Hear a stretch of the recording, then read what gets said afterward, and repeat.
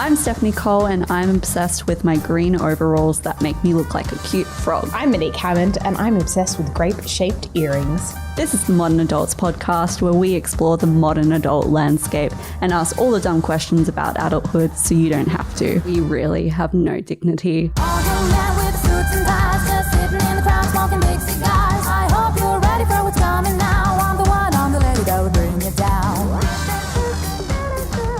Self-help books, are they useful or destructive? But first, am I a good person? It's no secret that I stressed too much about anything and everything. This is something that's been on my mind a lot lately and something I'm having a realization about. I don't think I'm a good person, Monique. I think I'm very selfish, actually, and I want to be better. Alrighty, so I don't think that's true. I don't think you're a bad person. I think you get stressed and you get selfish and not ideal, but I don't think that makes you a bad person. Have you killed multiple people? No, you're fine. No. I'm not saying, I think the standard for being a bad person is a bit higher than I'm selfish. I think you're fine. You could be better, obviously, but you're mostly no one's going to be Stephanie Cole, she killed kittens, what a cunt. It's fine. Well, what do you think a good person is? I think you've got to just try to be a good person. That's the thing. I was thinking about this last night and I was okay, so I take the train in the mornings and I fucking hate everyone on the train. There's people that I want to kick and yell at and be I hate you, you're sniffling too much. Do you really need to cut your nails now? And and I'm walking up the stairs and people are stopping in front of me and I want to kick them in the ankles, but I don't. And I think the choice of not doing that makes me a good person. So basically what I'm saying, it's your choices. So I want to be a bad person. I want to hit these people, but I don't. So therefore, my choice makes me good. Do you ever stress about the fact that you're having these thoughts? And does everybody else have these thoughts? I don't know if everybody else has these thoughts, but I certainly do. Do you ever want to just fucking smack random strangers? Not to that extent. I mean, I get on public transport and I'm I hate this. I wish I drove today, but it's not that I want to smack Okay, people. maybe it's just first thing in the morning. In the afternoons, it's much, much calmer, but... Okay. But anyway, that's not the point about whether or not I want to murder random people. It's the fact that I don't that makes me a good person. That's the same with everything. Oh man, now I'm going to have to think of another example. Giving blood. I don't think giving blood makes you a good person, by the way, but I choose to give blood, which makes me a slightly better person, and I just make little choices throughout the day that I think add up into, if I'm not a good person, I'm at least not a bad person, Adding to that, now I feel like a terrible person because one, I don't give blood, and two, my girlfriend works for the Red Cross. Why don't you give blood? I don't know why I don't. I just don't like needles, and I'm always too busy too, which is a very big excuse. And that's why I think I'm a bad person, because I don't give blood and I don't do all these little things. Well, but the thing is, I do think you do these little things. I just don't think you're identifying them. So you are generally, based on Kate's Instagram, a good girlfriend to Kate. Yeah. Yeah. And you're a good friend. I know that for a fact. So you're a good workmate. Don't know that for a fact. I'm just going to guess. But I think you do. Do you go out of your way to spit on babies? No. Well, then you're fine. Okay. See, this is why I think I'm not the best person, is because I am a very ambitious person. And I think to be ambitious, there has to be a certain degree of selfishness. And I really And then I stress about it because I work a lot. I do a lot of side projects, and then that means I have to give up a bit of time with Kate. And like I don't spend a lot of my time with my friends at all because on weekends Kate's like, why don't you hang out with your friends? And I'm like, I've got so much work to do. And that makes me feel like I'm a bad person because I can't work out how to prioritize things in my life. I do think that makes you a bad person. I think that makes you a busy person. And I think there's a difference. Like Hitler was busy, but he was also bad. Like, True. You know. Okay. But if I wanted to make more meaningful steps in my life to be a better, positive person, what do you think I should do? Okay, so I read like a list of things to do to be a good person or things that good people do naturally. And I'm like, I don't do any of this naturally, but I try really hard to be honest and sincere in like what I do. So I definitely try and be honest, and I try and, you know, if I'm doing something, be sincere in my intentions about it and be kind and compassionate. And again, like doesn't always necessarily come easily to me. Like sometimes I really have to stop and like when someone's done something, I'm like, I hate you, you're an idiot. And then I go, okay, actually from their perspective, this, and this, okay, cool. I understand now and I can treat you with a bit more kindness. And I think doing things like that and choosing to do things like that makes me a better person. So having more emotional intelligence in any scenario. And that's hard. Like it's so hard. But yeah. I read this quote that was, to be a good person, you do good and be good to yourself. Yeah. And you definitely have to be good to yourself as well. So I think that's what I'm going to do. I think if I had a big long list of all these like things that I need to be focusing on, that would stress me out. But if I like refine it to a single sentence, I think I can focus on that better. What do you try and live by? I think I'm a considerate person in the fact that I would always put someone's needs over my own. And I know that sounds contradictory to what I've just been talking about, but I mean in terms of like if I'm at work, I'll go out of my way to listen to someone else's perspective or listen to what they have to say about something, and then I'll consider it without being like, no, that's stupid, I'm not going to do that. And I think maybe that's to my detriment sometimes because it holds me back a little bit, but my brain is like, no, I have to please everybody. Yeah, fair enough. So I try to live by just trying to make things easier for everybody else. That's not like a bad thing to live by. Could use some work, but like it's not bad. Yeah. But yeah. I think I need to like work on what my like purpose is, if that makes sense. And like what is I don't think you need a purpose to be a good person. I'm sure there's good people around there who's like sometimes my purpose changes day to day, but like sometimes my only goal for the day is to like get to the next day, you know? And I don't think that's like that doesn't have like a long-term purpose. It's just like a real short-term thing, but you know. Do you think you have to kind of go out of your way to be constantly helping others to be a good person though? I don't think you have to constantly go out of your way to be a good person. I think for me, like we've established, being the best person in the world doesn't come naturally to me. But then again, it also does. Like if I see someone at a train station looking lost, I'll always stop and be like, hey, can I help you? That to me is not going out of my way. That's just that comes really naturally to me, you know, like. Maybe I compare myself too much to others. Like I don't know. I just see someone else doing like more for others. And I'm like, oh, does that make me a bad person for not doing all those things as well? Or not even having the thought to do those things. I think I need more mindfulness and more, I don't know. What, like, do you think people who volunteer are better people than you or like? Probably. Okay. Well, then why don't you volunteer? I should. I've been thinking about it. Me actually. too. I want to do like the kitchen stuff. That would be fun for me. I want to teach people to read. Oh, actually, no, I changed my mind. I want to do that. I think that'd be really, I've been thinking about it, but I haven't done it. Should we make a commitment to do some volunteer work? Yes. Yeah. Oh, look at us go, guys. And I think I mean, I personally don't think,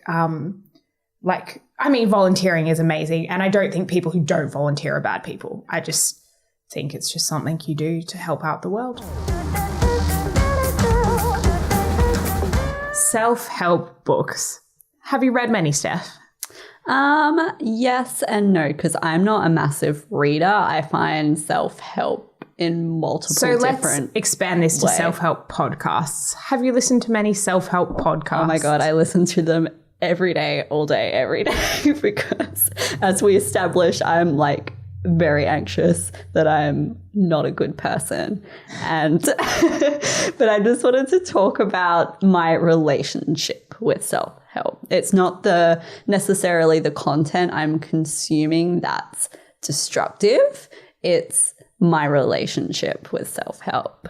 And how do you choose self-help books? Do you just like pick any random one, or do you think, actually, I don't say yes to enough things, so therefore I'm going to work out how to say yes to more things? Or do you just listen to whatever floats through your eye line?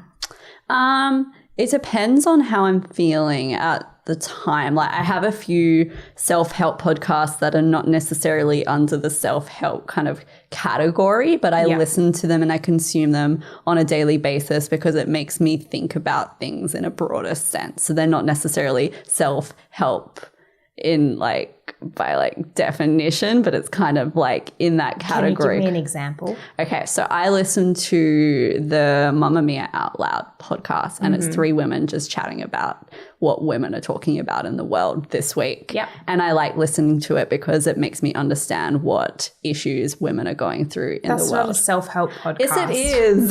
No, it's not. I listen to an advice column about work-related problems every day, and I learn things from them that I then apply to my life. That's self-help. But that's not a self-help podcast. That's an advice column that I listen to for entertainment. And I just happen to take things away from it. Oh my, I can't believe this is the argument we're having about this topic. That's not a self-help. That just makes you think. Making you think is not a self-help thing. It's something different. Okay, let me backtrack for a second. I said before we went into this that I have a few that I consume on a daily basis that are not necessarily self-help, but they make me think about things, and then I will specifically listen to a self-help podcast on a topic if I'm having a crisis about something I've heard on another podcast that is in the realm of teaching me things. I'll allow it, but I disagree that this is self-help, but go on. Okay, so it depends on how I'm if it's directly relating to my life in that instance. Sometimes I can listen to something and consume something that I want to learn more about, or I think I could add to my life. And then sometimes I'll be listening to things because I'm having a crisis about being a good person or not. Mm-hmm. That makes sense. But I wanted to talk about my all-time favorite book. It's called Year of Yes by Shonda Rhimes. Now, Shonda is like a god in the television world. She created Grey's Anatomy, Scandal. I know who Shonda Rhimes is. Okay. Well, just for context for the rest of the listeners. Steph was directing that at me just so everyone knows, not the listeners.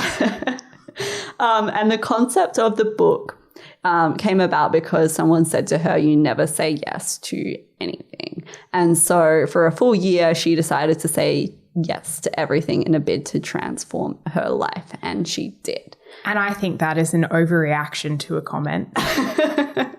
Yeah, it's really an intense way to live your life. That's the biggest fuck you moment. It's like, fuck you. You don't think I say yes? I'm going to say yes to everything. That is such a me thing to do, though, just to prove one person wrong. Exactly. Okay, so I question the intent of the book, first of all. Honestly, if someone ever gave me criticism of for anything I say on this podcast, I would probably be like, fuck you, I'm going to change my life tomorrow. Yeah. And I'm going to document it for the next year on this podcast. So no one do that, please. Jeez, please don't. Don't put me through that. But there was One thing she mentions in her book, and she describes two kinds of ambitious people, somebody who dreams about doing things and someone who does those things. And that's something that's really stuck with me for a while and something I've been trying to incorporate more into my life. One, like saying yes to more things, but that comes from me being a socially anxious person and kind of being very recluse and not ever going out. So that was a big part of me trying to push myself out of my comfort zone. And it's something that I think I've done successfully for the past like 2 years or so. You have, yeah. And then the second part of this book was about trying to stop dreaming about doing something and actually doing something about it, which is really sound advice. Like everybody should be doing this if you have a dream. I should read it then because I have lots of dreams that I don't always get around to doing. And now I just want to chat about my relationship with self-help in relation to me wanting to stop dreaming and to start doing things. Now with self-help, I have developed a kind of anxious, guilt-ridden relationship with it because now if I stop for 1 second, I feel so guilty and like I'm not pushing forward and doing the best that I can, or I'm denying myself the opportunity to do something or to help someone else on their journey. Go. Okay. All right. So this is about self-help books in general, and then I'll get specific on your advice. Self-help books can be great for certain things. If you're the type of person who has a problem saying yes to things, reading this self-help book will be good for you. But if you're the type of person who actually already has a problem with saying yes to too many things, this book is only going to increase your anxiety around saying yes and make you think that you're not actually doing enough. So I think all self-help books need to be taken with a bit of a grain of salt. What's good for one person isn't necessarily good for another person, and you need to think about how this advice applies to your life. So for you, I think you already, before this book, said yes to a lot of things. You went out of your way to do stuff. And I've seen it in the past past year, where you've overcommitted to things that you haven't been able to follow through on because you've said yes to too many things. So saying yes to everything doesn't help you in this way. Saying yes to the things you love and are passionate about, and now you feel more empowered to say yes to those things, that's great. But if you're saying yes to everything because you feel like you should say yes to everything, that's a bad thing. Yeah. I definitely think I'm starting to be able to filter out what I do and don't say yes to, but I still have the problem of over consuming so much self-help content because I think I'm always missing out on something. I get that. And I can't be comfortable with where I'm at. I get that. I always feel like I'm missing out on things. And I have such a massive problem with saying yes. Like someone's like, do you want to do this? And I'm like, yeah. Because I feel like if I say no, then what if they never ask me to do anything ever again? And then I'll have missed that opportunity. And then down the line, I'll see them do something with someone else that I could have been doing. Like that fear is huge and it's real, especially in our industry. But saying yes to everything is not the solution. It's quite a big problem. Yeah, I mean, and like I've spoken to you earlier this week because I was having mental breakdowns. Because you have overcommitted to things. Yeah. But anyway, that's not the main point. The point is for self-help books, yeah, they're great. And I think it's great to change your perspective and to see how other people have worked through the same issue. Super helpful, but they're also not gospels. They're often not written by professionals. And I think you've got to take them with a grain of salt and apply them to your life and not just do things blindly because someone who self-published on Amazon tells you to. I'm kidding. Shonda Rhimes did not self-publish on Amazon, but like some people do. And those people, they, read them, great, but be critical about it. Critically think about things. I think it depends on what stage you're at. I think I'm at a point where I am actually doing things and I don't need a lot of self-help. I just do it because I always have a fear of missing out on knowledge. And if I don't consume it, then I'm going to miss out on that opportunity. But I definitely think, I know at the time when I read Year of Yes, it was really transformative for me because it changed my mindset and it forced me to get out of my comfort zone. Yeah. So for people who are stuck, I definitely recommend kind of just starting to kind of test the waters with it because it's not a bad thing. And I think that's a great thing. So you've got something out of it. You've tested the waters and you've moved out of your comfort zone. And maybe that's what the book gives to you, and you don't need to follow everything else because you've got the intention of it already, you know? Yeah. Yeah. Have you read any or do you consume any self-help? Not really. I do try and consume things that I think are going to be thought-provoking. So like when I'm having problems at work or I'm job searching, I tend to listen to more podcasts about that topic, but that's to me not necessarily self-help. That's information about a topic that I then think about, you know? In terms of self-help books, not really. I feel like the most I do with self-help is like guided mindfulness, you know? Like, what do you mean? as in like those apps that do like guided mindfulness. As like, in meditation? yeah, meditation. Like but mindfulness and meditation are two different things. So let's not get confused. But yeah, so no, I don't really read self-help books or listen to self-help podcasts, but I do listen to things about topics that I'm struggling with or thinking about so that I can gain more knowledge, which I think is a different way of going about the same problem.